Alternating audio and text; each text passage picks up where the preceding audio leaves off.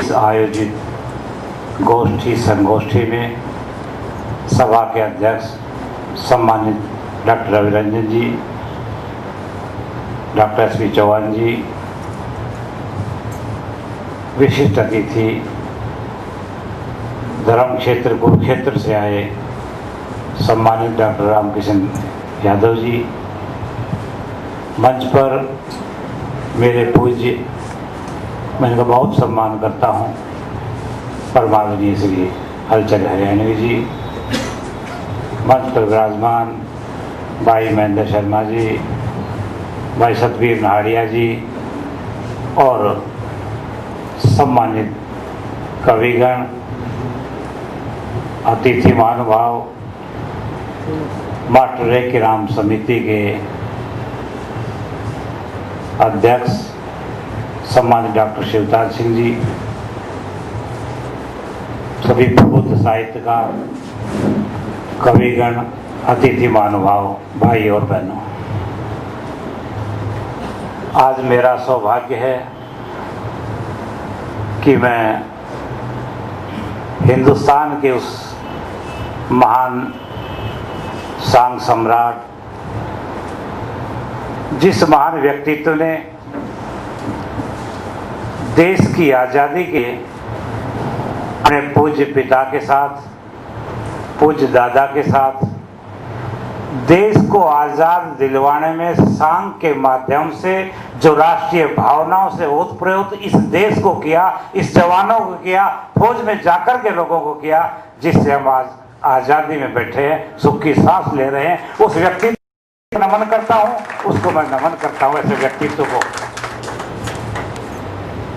1947 से पहले जिस महान व्यक्तित्व ने रंगमंच को संभाला, सांग के माध्यम से इम्फाल में दूरगामी पहाड़ियों पर जाकर के, कश्मीर की घाटियों में जाकर के, वादियों में जाकर के, नालियों में जाकर के, नालाओं में जाकर के, चाहे मेरठ की छावनी हो, चाहे अम्बाला की छावनी हो, जहां से आजादी की चिंगारियां निकली थी, ऐसी जगह पर जाकर के उन जवानों के मन में सांग के माध्यम से राष्ट्रीय भावना को ऐसा जागृत किया, ऐसे व्यक्तित्व, उस शहीद को, स्वतंत्रता सेनानी को नमन करते हुए आज उनकी पुण्यतिथि पर मैं श्रद्धासुमन अर्पित करता हूँ। बहुत छोटे छोटे थे बचपन में, मास्टर जी के सांग को देखा, बहुत दूर तक चले जाते थे उनके विचारों को सुनने के लिए। उन दिनों और आज के दिनों में जो अंतर है, उन दिनों एक सांगी के मन में जो भावना थी, एक जो अंतर जो आ रहा है, उन दिनों थी एक राष्ट्रीय भावना, नेशनल स्पिरिट की भावना को आगे रख कर के सांग का मंचन किया जाता था।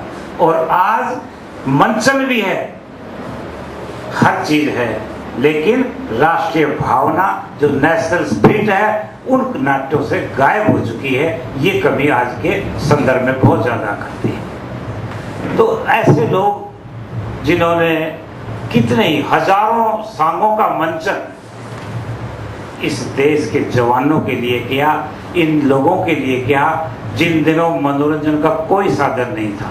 और आज उन्होंने शायद सोचा नहीं था कि ये सांग विधाएं एक प्राय लुप्त कगार की ओर चली जाएंगी।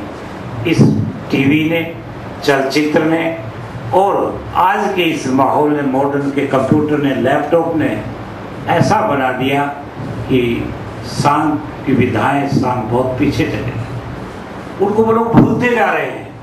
आज टीवी के माध्यम से लोग पता नहीं क्या कर रहे हैं, क्या निगाह देख रहे हैं, जो कि हमारी पीढ़ियों का विनाश हो रहा। अभी मंच के माध्यम से कहा जा रहा है, हम क्या सीख रहे हैं, वर्तमान से हम क्या सीख रहे हैं। असलियत तो ये, हम भविष्य को भूल रहे हैं, अपने भूतकाल को भूल रहे हैं, ये हम वर्तमान में सीख रहे हैं। और जब भूतकाल को आप भूल जाएंगे तो वर्तमान में सीख नहीं पाएंगे। यह आप विचारणीय विषय है, इस पर आपने अवश्य ध्यान दें। आज महर्षि के जीवन को लेकर के जिस पुस्तक का विमोचन हुआ, जो लिखी वास्तव में एक हमारा तुच्छ प्रयास, एक भावना आई कि दक्षिणी हरियाणा में एक ऐसे व्यक्तित्व हुए जिन्होंने पूरे हिंदुस्तान में पंडित लक्ष्मीचंद के समकालीन थे वो, और पंडित लक्ष्मीचंद के साथ रह करके इस प्रकार की एक विधा को उस उच्च कोटि पर पहुंचाया। ऐसे व्यक्तित्व के बारे में कुछ लिखा जाए, कुछ विचार किया जाए। मटेरियल की कमी थी, उनके पौत्र भाई आलोक बड़े अजीज है, और उनके मन में भावना थी, जैसे छोटे बच्चे को लालसा रहती है, एक रहता है कि मुझे ये करना चाहिए, और उसके मन में थी कि हमें कुछ उनके बारे में ढूंढना चाहिए, लेना चाहिए, देखना चाहिए। तो मुझे कहा, मेरे से एक दिन बात हुई कि उनके बारे में कोई लिटरेचर मिल सकता है तो हम बात करें।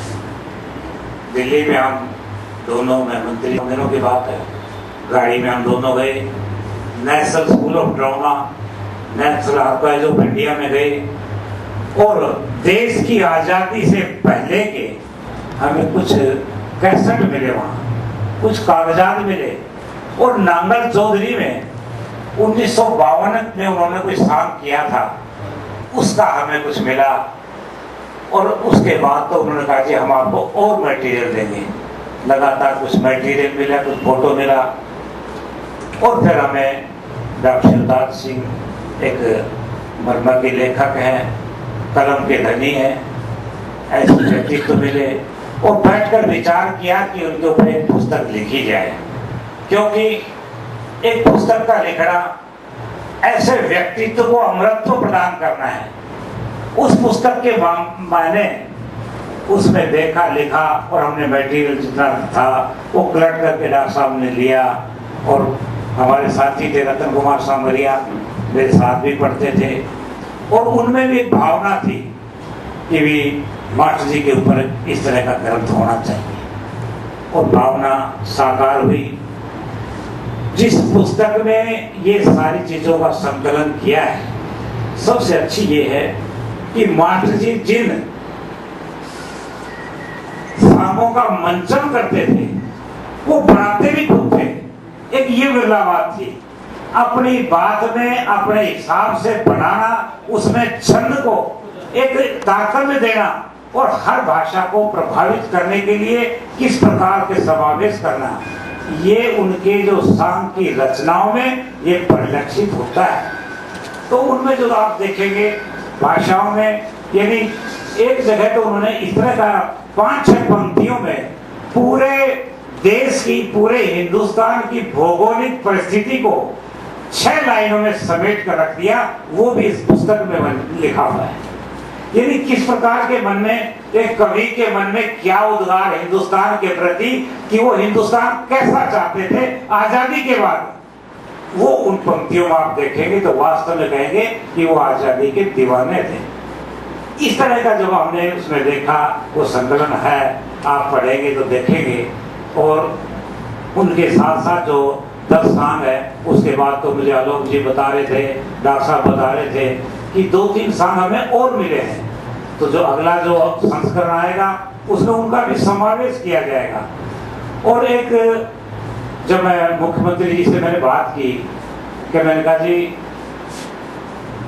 एक साहित्यकार कहूँ या सांग के सम्राट कहूँ या सांग के मास्टर कहूँ, और दक्षिणी हरियाणा की शान, हिंदुस्तान के गौरव मास्टर नेकीराम जी थे। तो उन्होंने कहा उनके तो मैंने सांग देखे हुए हैं। मैंने कहा जी आपने कैसे देखे? तो कहते हैं वैसे तो हमारे समाजी हैं, लेकिन उनके सांग में जो राष्ट्रीय भावना थी इस वजह से हम देखते थे, और उन्होंने देखे। तो मैंने कहा जी उनके हमने जीवनी पर एक पुस्तक लिखी है। तो उन्होंने ये कहा कि जब आप चाहो जिस समय आप आ जाएं, और मुझे इस बात का गर्व भी है, मैं उनका धन्यवाद भी करता हूँ कि 5 तारीख को उनसे बात की और 7 तारीख को उन्हें पुस्तक विमोचन का समय दिया। और जब हम शाम को उनके कार्यालय में विंटर में थे, उसके बाद हम गए, तो उनका पीएस जो था शाहजहां कपूर खंडेलवाल जी, तो कह रहे जी इसमें चाप सिंह का भी सांग है, ये भी सांग है। तो वो अंदर से निकलते ही कहने लगे कि मैंने सारी किताब देख ली, और इनके साथ भी देखे हुए मैंने, और सारा पता है इनका। ये नहीं एक ऐसे इतने बड़े आदमी को भी इस तरह की देखो उनके मन में भी थी, लेकिन हम इसको एक लाइब्रेरी में रख करके आने वाली पीढ़ियों के लिए दे पाए, ये बहुत बड़ा सौभाग्य है। अन्यथा ये वंचित रह जाता, ये समाज, आने वाला समाज, आने वाली पीढ़ियां शायद इस बात से वंचित रह जाती कि इस इलाके में भी कोई ऐसा व्यक्ति हुआ था जिन्होंने ना तो पीएचडी की, ना एमए की, ना एमफिल की, ना डीलिट की, उसके बाद मास्टर जी, उसके बाद मास्टर ने किया, यानी उच्च पदवी पर पहुंचे।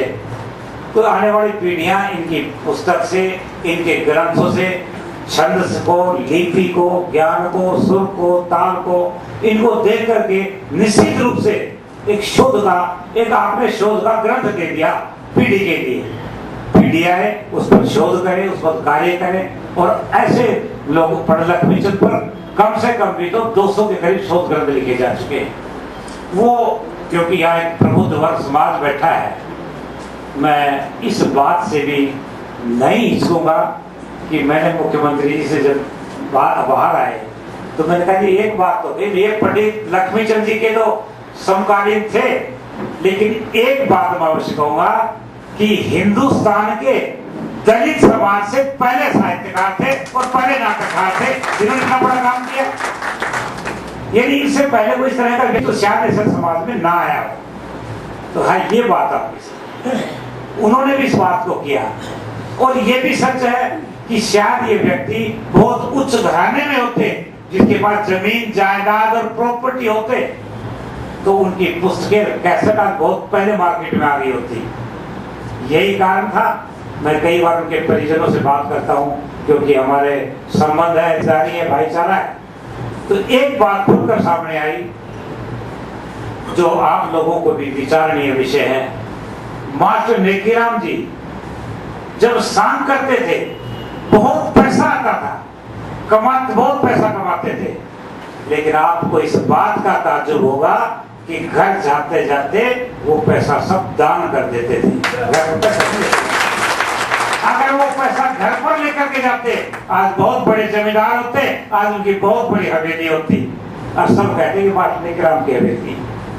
लेकिन इस तथ्य को शायद किसी ने सोचा होगा कि वो जितना कमाते थे सांग में, जो लोग उनको देते थे, वहीं वो दान धर्मशाला के लिए, मंदिर के लिए, कुआं के लिए, तालाब के लिए, बावड़ी के लिए वो दान दे देते थे। ये बहुत बड़ी बात थी।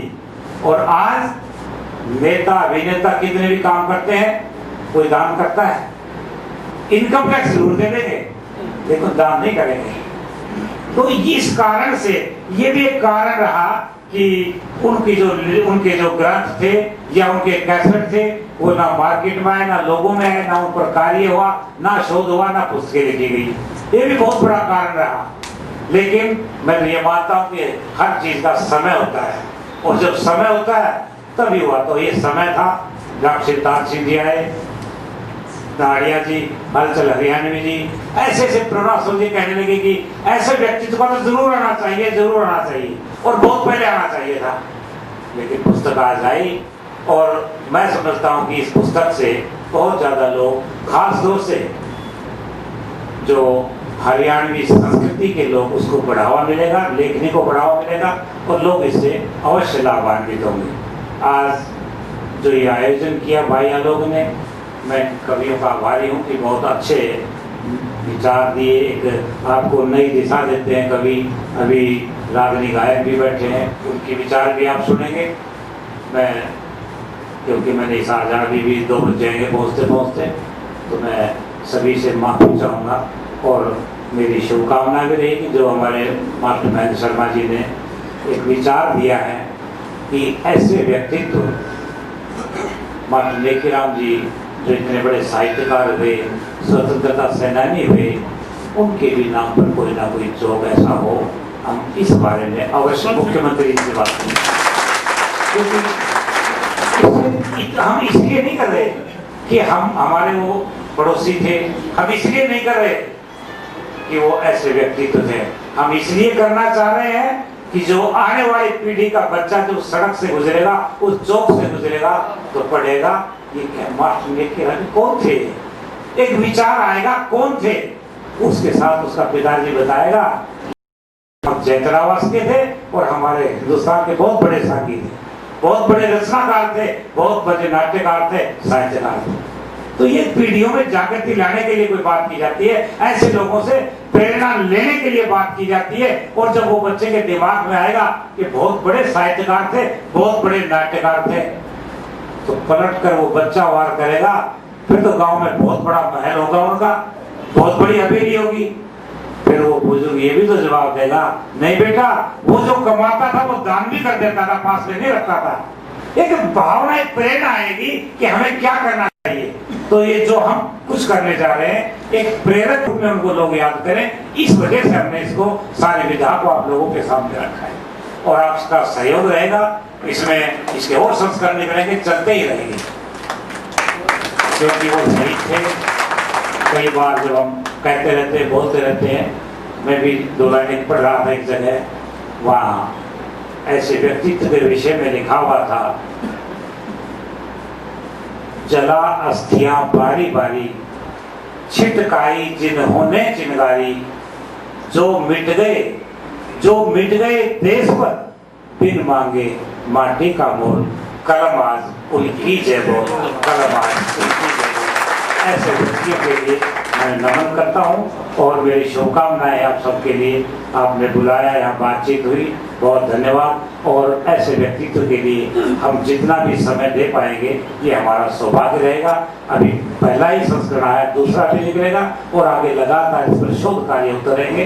कुलपति होने के नाते मैं विद्यार्थियों को भी प्रेरित करूँगा, इस पर शोध कार्य करें। और आने वाले समय में कोई ना कोई छात्रवृत्ति भी रखेंगे कि जो इस पर शोध कार्य करेगा उसको हम छात्रवृत्ति भी देंगे, ऐसा भी कार्य करेंगे।